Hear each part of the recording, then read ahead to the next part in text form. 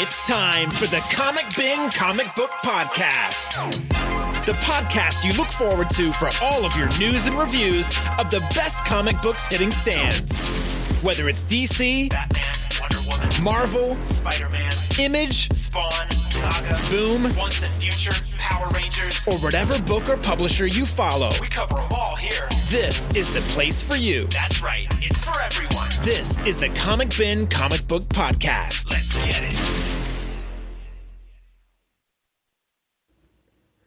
Hello, folks, and welcome to another episode of the Comic Bin Comic Book Podcast. I am your host, Theo.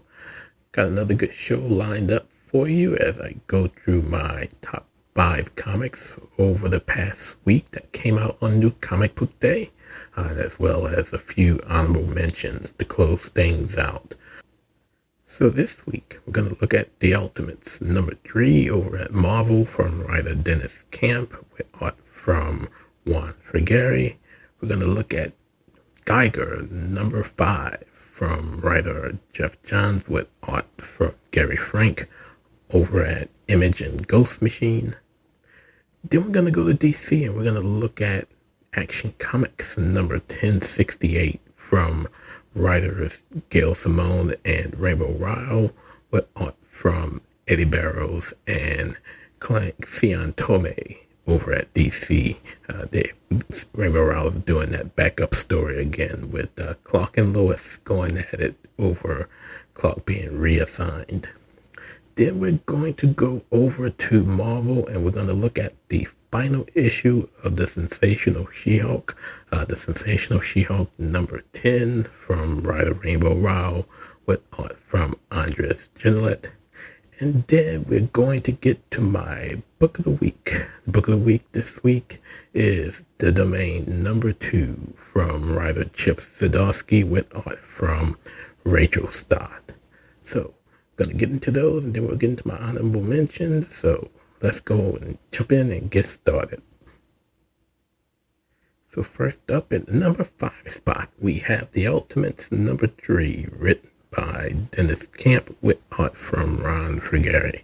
So for me, the main reason this falls into my top 5 is this is the first appearance of the Ultimate Universe's She-Hulk. And the first thing that quickly came to my attention was the fact that this isn't Jennifer Walters that we are seeing. This is a brand new character who is actually of Pacific Asian descent.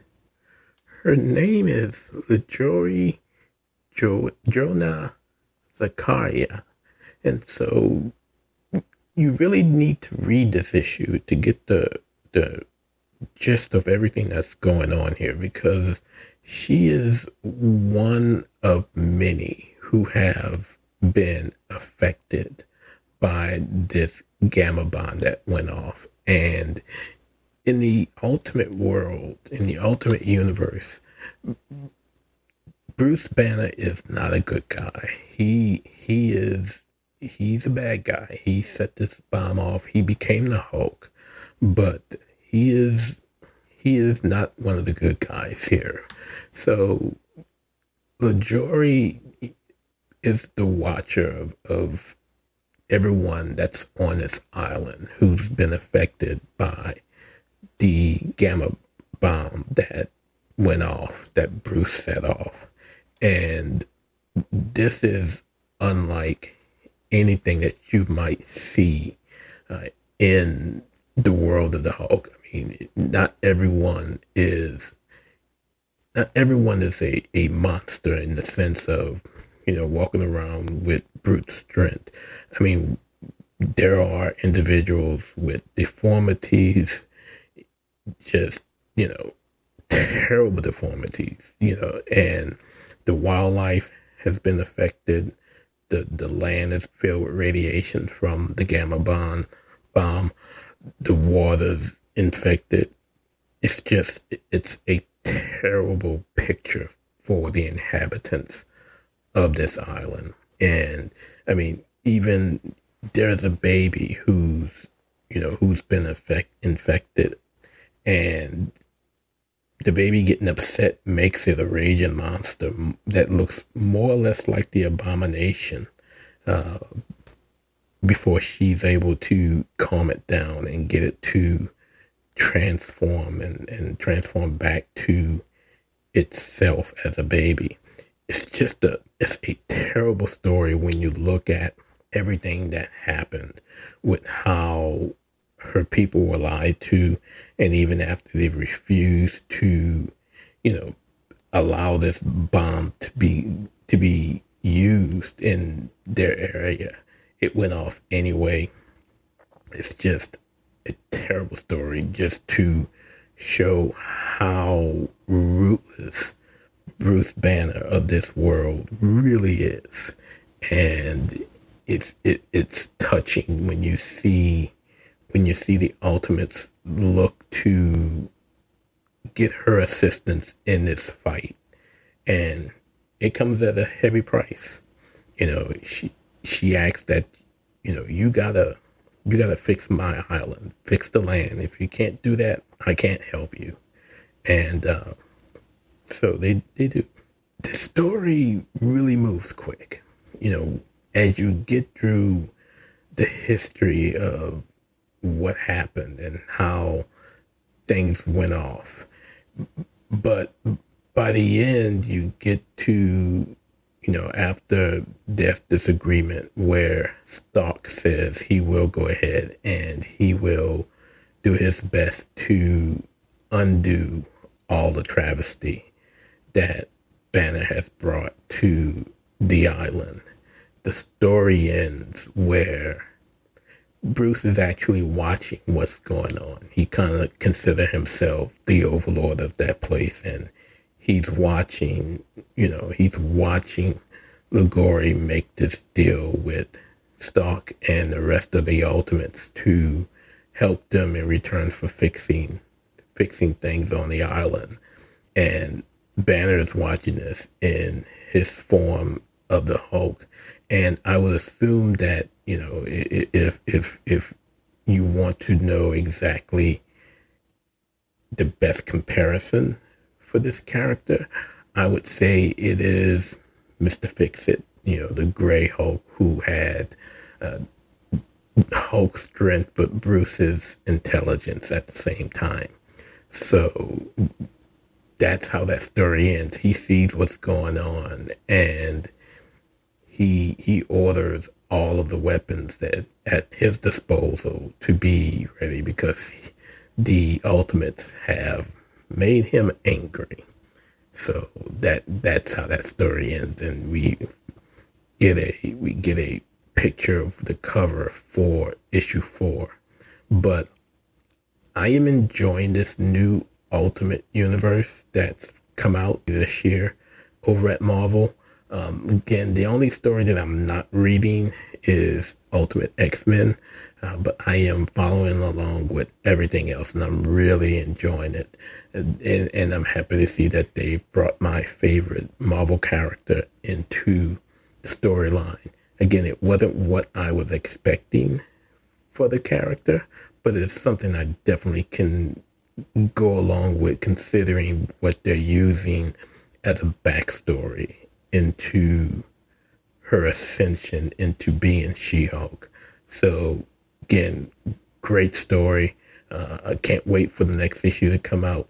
Artists continuing to be, really good, really enjoying it. The colors were sort of muted, but I'm assuming that may just be because of the review copy that I'm reading from Marvel that has it appearing this way. And I'm only saying that because once I've received the floppies that I've ordered, the colors look more vivid. But again, great story. I'm really enjoying it. That is The Ultimates number 3 from writer Dennis Kemp, with art from Juan Frigeri over at Marvel Comics. Up next, we go over to Image Comics and the Ghost Machine Crew with Geiger number 5, written by Jeff Johns with art by Gary Frank.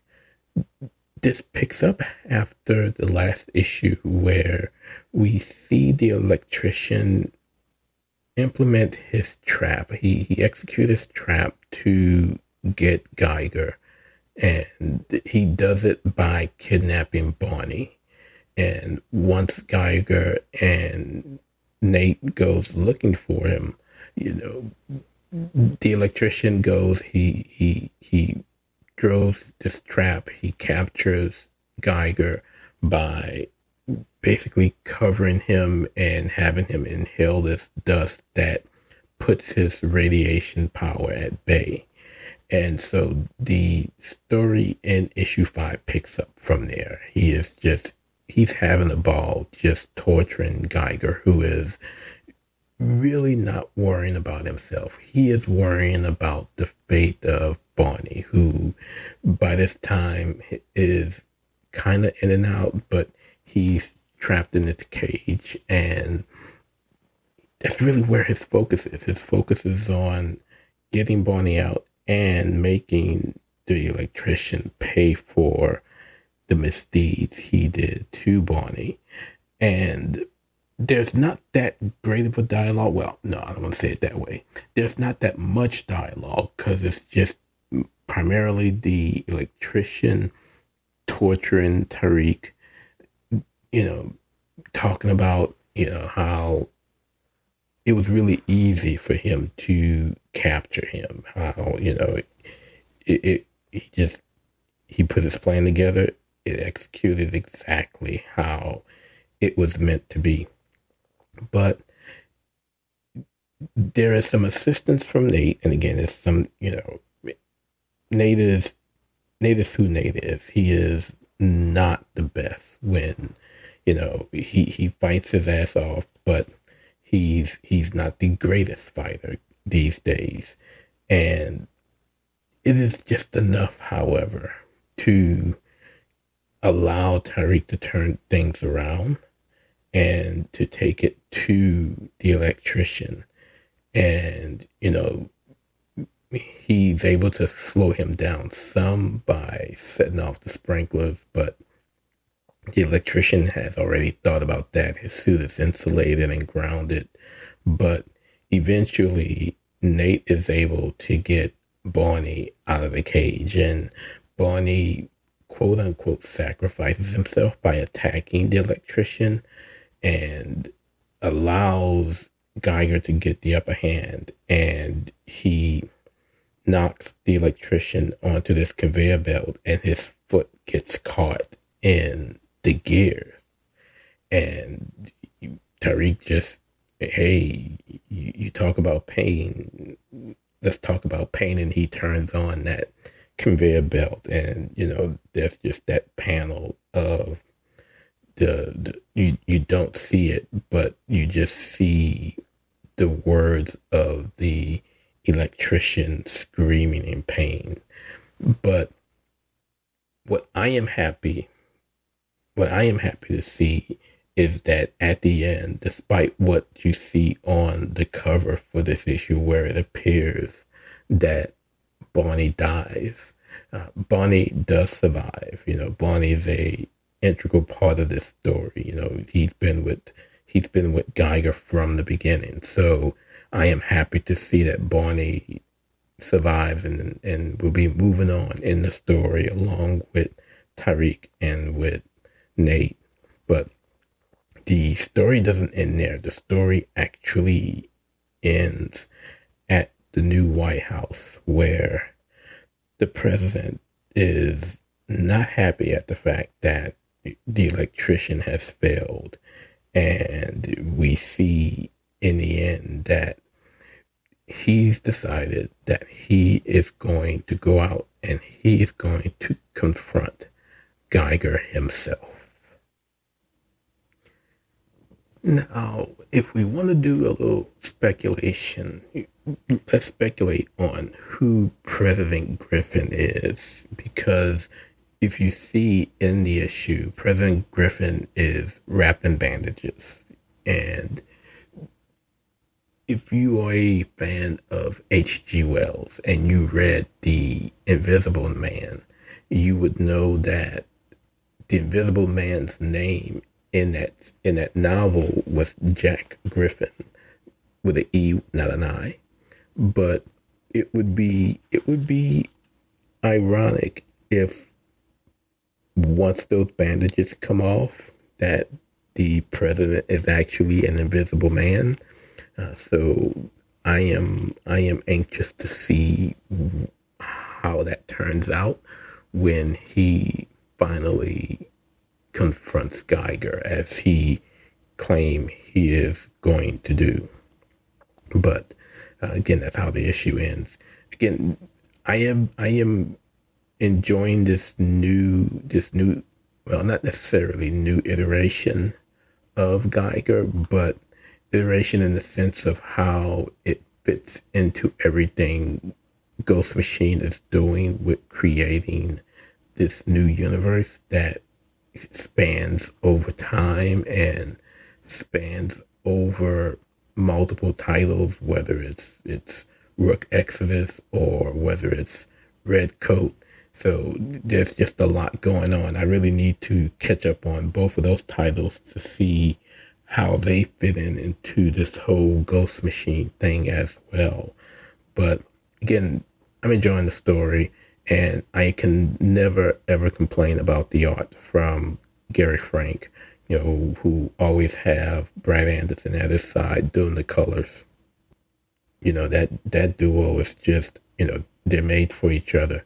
But again, enjoying the story. Can't wait for issue 6 to come out to see if that's the issue where the president confronts Tyreek. We shall see. But again, that is Geiger number 5 from Jeff Johns and Gary Frank over at Image Comics and the folks at Ghost Machine. Let's jump on over to DC Comics now, and we go to Action Comics number 1068 with the main story written by Gail Simone with art by Eddie Barrows. And then there's the backup story that is written by Rainbow Rowell with art from Cian Tomei. Now, the main story is part 2 of Challenge from the Stars, in which, Earth is on the verge of being captured by this race, but the only way for them to make their way out of it is by Superman basically winning this challenge. And the challenge in the last issue in 1067 was a challenge of strength where he had to basically fight and beat the champion of this alien race that was looking to take over Earth. And this issue is a second challenge. However, it is a challenge of intellect. Now, before we get into this, we have to finish up how the first challenge went. So if we can remember, when the first challenge ended, yes, Superman won. He beat the monster that was the champion of these aliens, and the being that is over this alien race, he is not happy that one Superman beat his champion. So he orders the aircraft carrier that this fight occurred, that had been basically elevated and was levitating over Metropolis. He orders that it just basically be dropped on the planet, which kinda extends the challenge beyond what it was supposed to be. It was basically just supposed to be a fight. But now, with this challenge of strength, that was the first challenge, it's now Superman's challenge to basically stop this ship, this aircraft carrier, from dropping and landing in Metropolis. And from that force, from dropping miles and miles in the sky, that this force blasting would basically destroy, most of Metropolis, and basically, irradiate many, many more, because this was a nuclear aircraft carrier. And so Superman does it as Superman usually does. He does it by basically forcing this ship, this aircraft carrier, to fall into the bay, and that impact, basically floods Metropolis, but no lives are lost. And so the lord of this alien race, by the name of Grunar, he now goes and he tells them to execute the next challenge. And again, this challenge is of intellect. And the challenge involves Superman having to save the city of Kandor. Now, if you remember, Kandor at least was safely within the Fortress of Solitude. But we see as the story goes on that he actually had his forces break into the fortress and destroy the guards that were guarding the fortress and steal the city. And so this challenge is for Superman to figure out how not only can he save the city, and the city it has guns and these blades and everything surrounding it, and he has to figure out a way to save it in 3 seconds. All the while this alien ship has blasters pointed at 2 Earth cities. And basically Grunar says, if you fail to save Kandor, not only will the Kandorians die, but you got millions and millions on your planet who will die as well. But again, Superman being who Superman is, he does it. He moves super fast, is able to take out all of these weapons within 3 seconds. So it took 3 seconds to get these weapons to all get in and destroy Kandor. But in those 3 seconds, Supes is able to go ahead and take those weapons out, and he saves the city. And it's ironic that one of the things that he did was he drew his cape, which is of course Kryptonian, and the story goes that because it's Kryptonian, the energy from the yellow sun basically makes it as invulnerable as Superman is. So the weapons and the blades aren't able to penetrate the cape that is covering over the city. And so he saves them. He saves the Kandorians. He saves the 2 Earth cities that were in danger of being destroyed.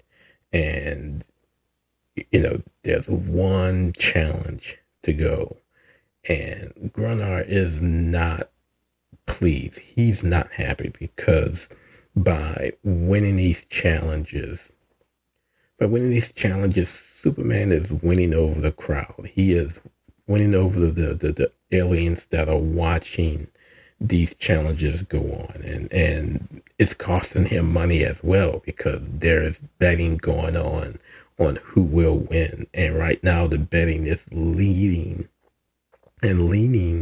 towards Clark. But in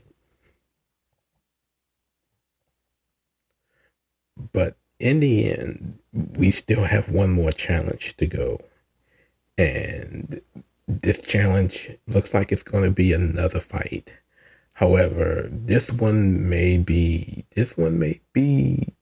a little tough for Clark, as Grunar goes and he tells Gore is his minion.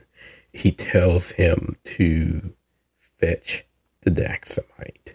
And if we all know, Daxamites are pretty much Kryptonians and have the same strength as Superman. So we will see how that story turns out in part 3 of this Superman Superstars event that they're doing in action while Absolute Power is going on. So Action Comics doesn't have anything to do with what's going on in Absolute Power. And so Superman Superstars is going on right now in action, and it's actually a pretty good story. The backup story, however, for me, I enjoyed better, and maybe it's because I have just been a bigger fan of Rainbow Rowell as of late. But the title is Lois and Clark in Love at Work. And if you remember from the previous issue in 1067, Lois is still coming into our own as editor-in-chief of the Daily Planet.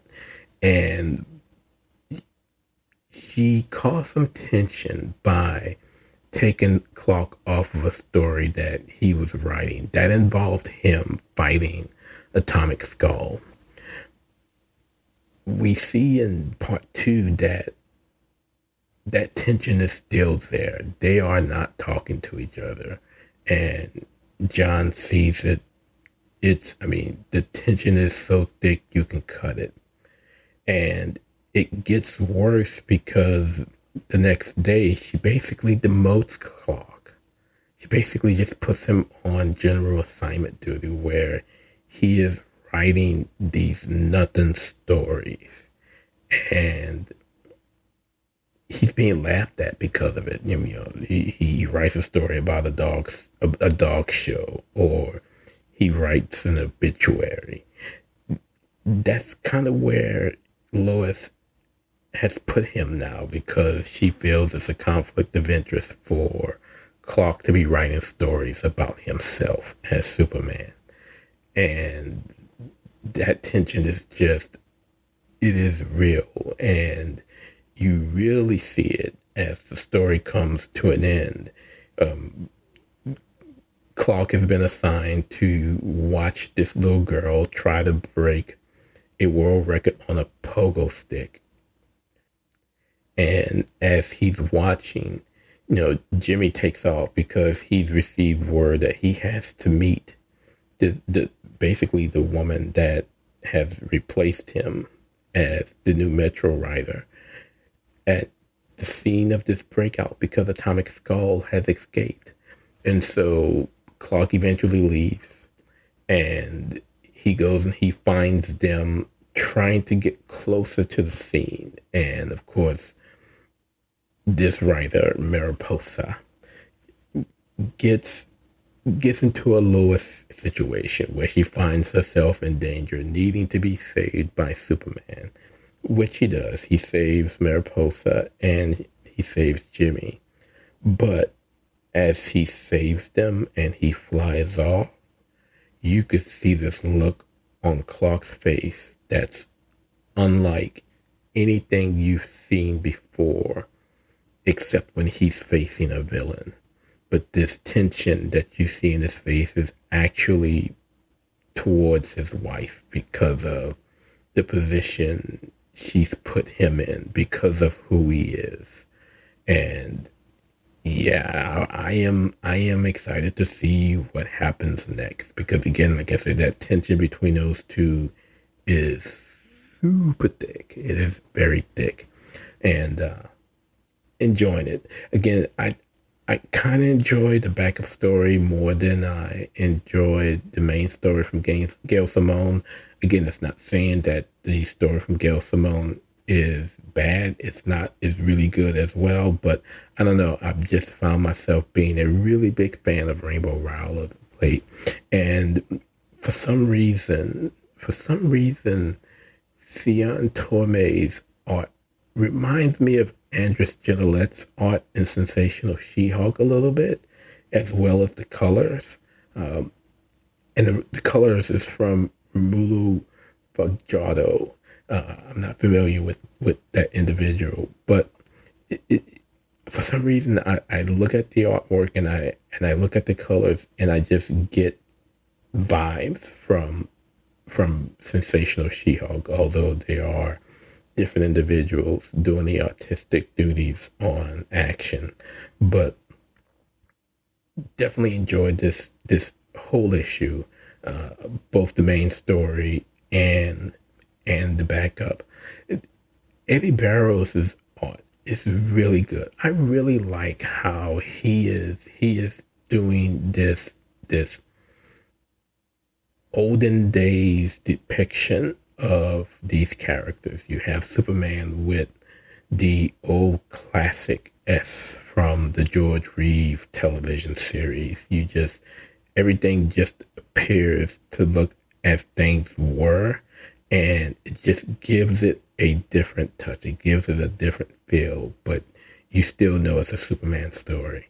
And I have always enjoyed the voices that Gail Simone gives the characters, and she does really well in really showing Clark's and Lois's relationship, where there's this kiss out of nowhere, which kind of shows that they have a thing.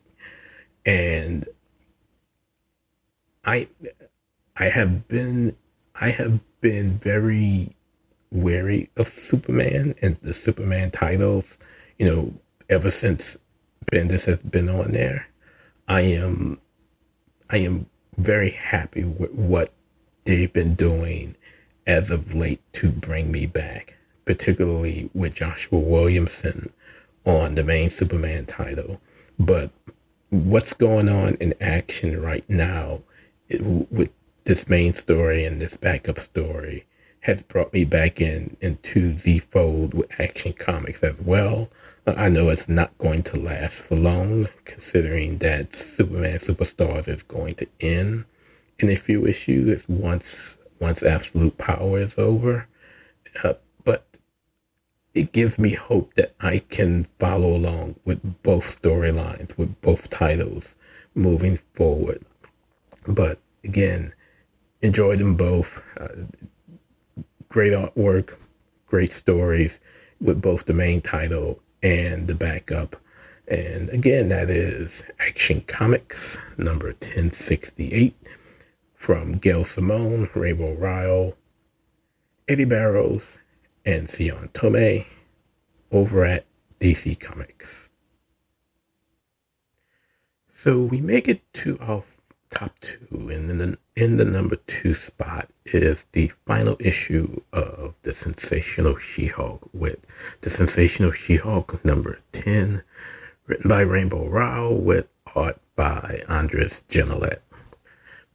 I have much emotions when thinking about the ending of this series. I feel like a lot of fans felt when Marvel unceremoniously canceled Black Widow when it did, after 50 issues, I believe.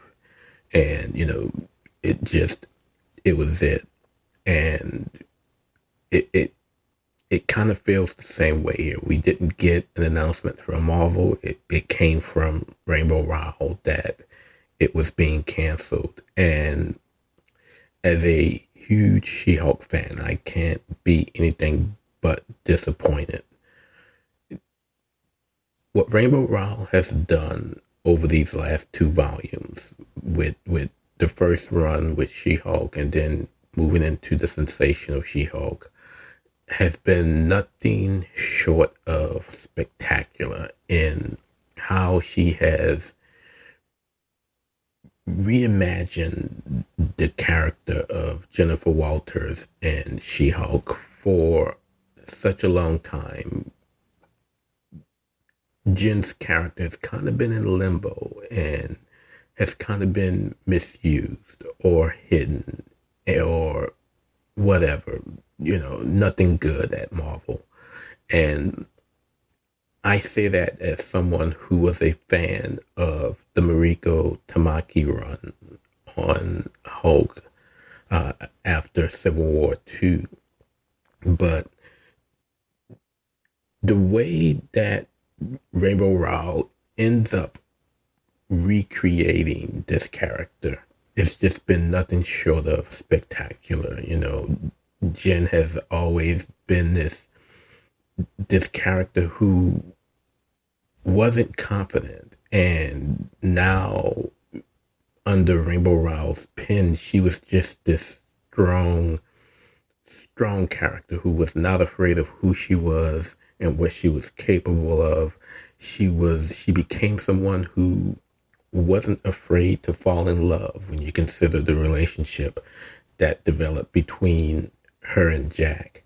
And now with the series ending and the quote unquote consolation that Jen is now being added to the Avengers, it doesn't make it better, because I personally think that she's going to be lost on the team, as she has always been in previous iterations of the title. And when you look at how Rowell brought this series to an end, it makes me happy. Again, she gets it when it comes to writing Jen, but it makes me sad not knowing what's next, knowing the history of Marvel with this character. And I am pessimistic with how things will play out in this new series, Avengers Assemble, with that she's supposed to be a key character in. I don't have faith in Marvel with keeping her in the forefront of some sort. And while Rainbow Rowell brings the series to a close, there are still some unanswered questions that I see, now that, according to Carol, Jen is supposed to be in Avengers full time. So what happens with the law firm? She's a partner with Mallory Book.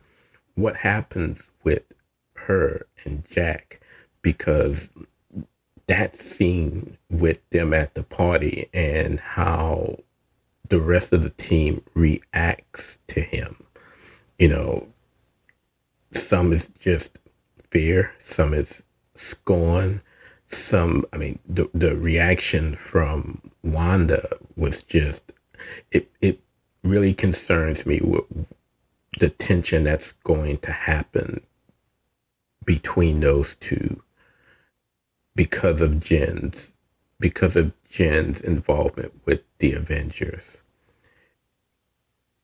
I am not, my disdain right now is not with the issue. My disdain is with what's next, and not knowing what's next, and not feeling comfortable about what's next. It's just, Marvel did this series wrong, and they did this creative team wrong. And I just, something tells me that there was more of a story for Rainbow to tell, and she wasn't given the opportunity to do so. But I am going to miss this. I am going to miss the scenes of the Punch Club, having it out, just duking it out on, a daily basis or a weekly basis. I'm going to miss, Cake and Dress Up Wednesday. I'm going to miss the interaction between Jen and Jack that was just always there. I'm going to miss the interaction between Jen and Caucus and Ransack that eventually came to be near the end of the series. Those two are just hilarious. And now they're going to be living in her building, but she's not going to be there because apparently she has a place on the Impossible City. There's just a lot that came to close, but really left things unanswered and opened. And I don't know if they'll ever answer those questions again. I have loved this series. There's a reason why Volume 1 was nominated for an Eisner.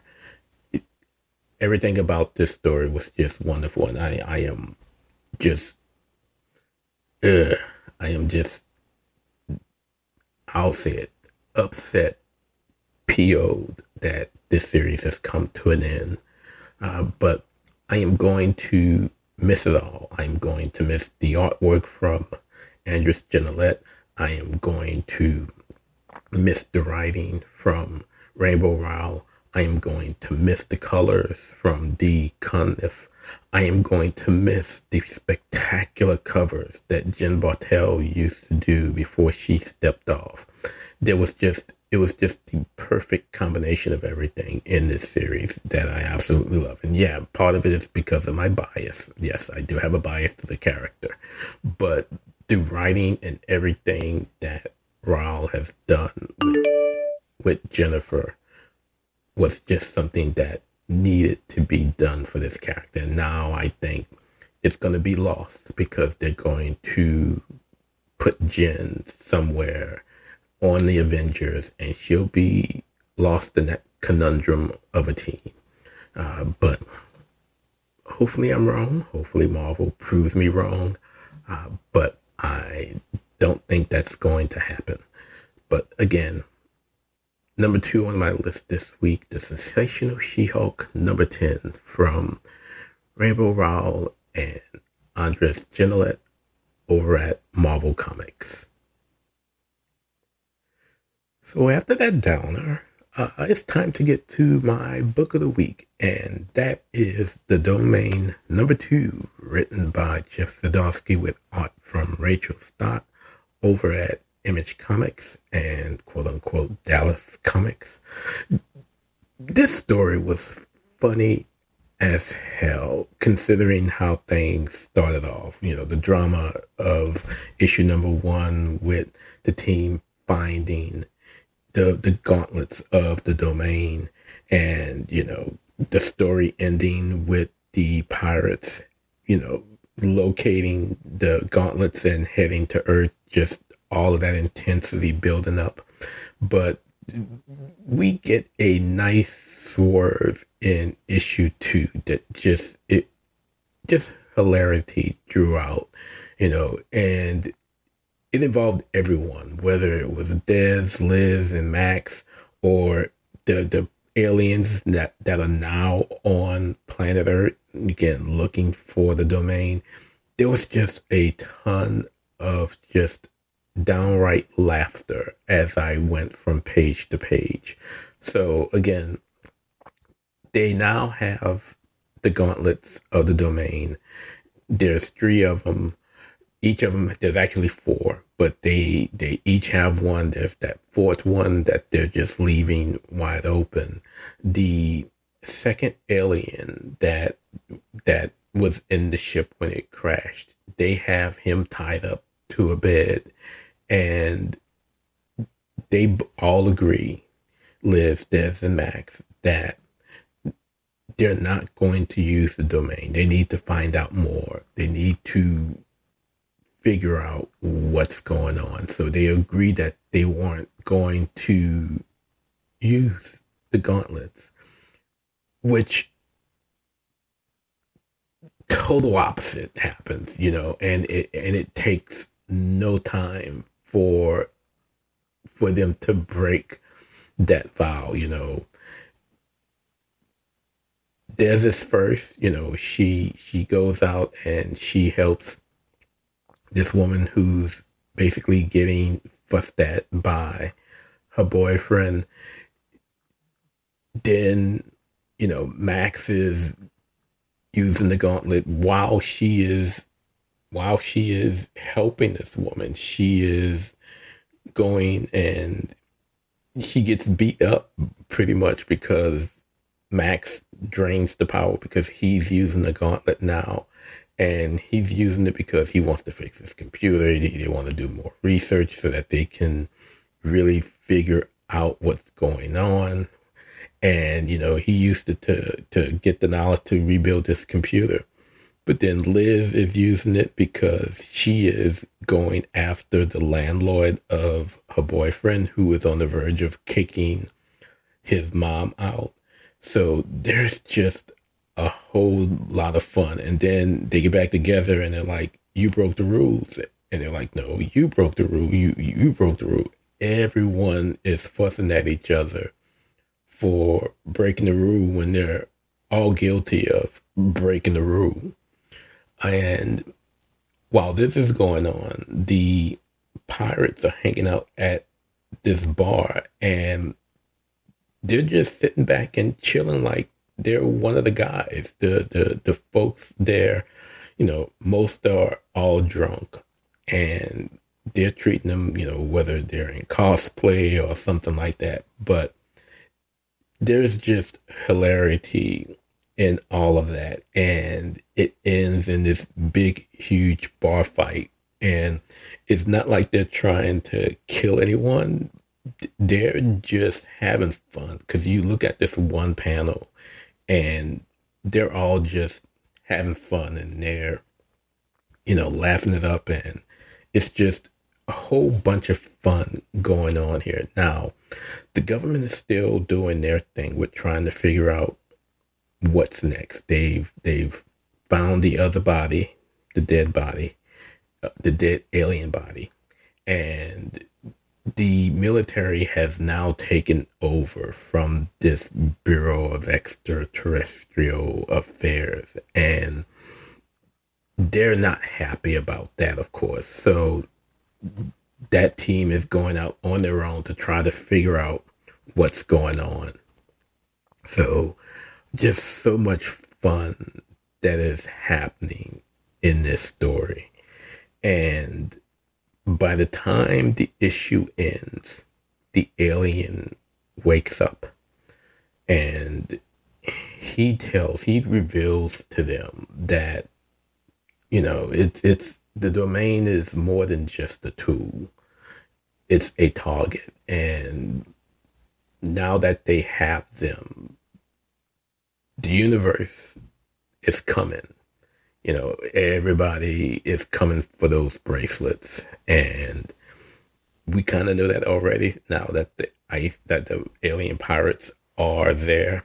But the alien warns them, "You're good as dead," because everybody's coming for those things. But despite that drama at the end, this has just been a fun issue. I am compared to what's going on in public domain as the team is putting this story together. This has just been a whole bunch of fun, and this issue was really fun. I really, really enjoyed it, and that was enough to make it my book of the week. The art from Rachel Stott just continues to just be beautiful. I mean, it's just superb. I absolutely love the line work that she uses. If there was a different type of color, it would be truly realistic in how it looks. But the colors from Erin Angelini is really good, and right now I am totally on board with this series. I just can't see myself not reading it right now. It's just a whole bunch of fun. But again, it's my book of the week this week. That is The Domain #2 from writer Chip Zdarsky and artist Rachel Stott over at Image Comics. So we can't end the episode without me giving my honorable mentions. Those titles that I read that were just as good, but just not good enough to make its way into the top 5. First up, Transformers number 11 from Daniel Warren Johnson and Jorge Corona. That thing had me somewhat in the feels watching Ultra Magnus take off the way he did at the sight of Shockwave, and that was tough to see, and it will be interesting to see what happens in issue 12 when Shockwave goes to really take down the Autobots. But that's on my list. Also on my list, new series over at Marvel Comics, Ultraman and Avengers, number 1 from Kyle Higgins and Matt Groom with art from Francesco Mana. That was an interesting story, and I feel I need to catch up on the other Ultraman minis that Kyle Higgins did prior to this to kind of get an idea of that world of Ultraman. But good story. The art was really good as they are preparing for the arrival of Galactus. But yes, that's also in my honorable mention list. Staying at Marvel, X Factor number 1 from Mark Russell with art from Bob Quinn. I should have known that with Mark Russell being the writer, that there would be a swerve and there would be comedy involved of some sort. And we get that with how the team moves from the lead of Angel to Havoc, who has naturally been the leader of X Factor. But I am on board with that, considering I've been a fan of X Factor from many, many years ago. And we'll see what happens next, considering the gist of issue 2 is supposed to be X Factor versus Polaris, and we'll see how that turns out. And then lastly, my last book, if I covered Batman titles more on this podcast, it would have been in my top 5. It probably would have been my book of the week, and that is Batman and Robin number 12 from Joshua Williamson with art by Juan Ferreira. This is the penultimate issue. Damian has gone stark mad in his attempt to kill Bane for the death of Alfred, and we get the end results of that. I wasn't too happy with how that last page ended for Damian, but overall, this has just been this has been my favorite Bat book over on the Batman universe. So if you want to get the full spiel from me and Ian on our thoughts on Batman and Robin number 12, tune in to the Batman Universe Comic Podcast. You can find it on all of your favorite podcast platforms and also on YouTube. So there you have it. My top 5 books of the week here at the Comic Ben Comic Book Podcast, as well as my 4 honorable mentions. Next time, what am I going to be looking at next time? Next time, we got a bunch of books out that I'm going to be reading. First up, Ultimate Spider-Man number 8 from Jonathan Hickman with art from Marco Checchetto. I'm going to be looking at Nightwing number 117. This is the penultimate issue of Tom Taylor's run on the title. With art from Bruno Redondo over at DC. Also at DC, Batman Superman World's Finest number 30 from Mark Waid with art from Gleb Melankoff this time, but that's okay. Dan Morris still does the cover. Superman number 17 from Joshua Williamson and Jamal Campbell.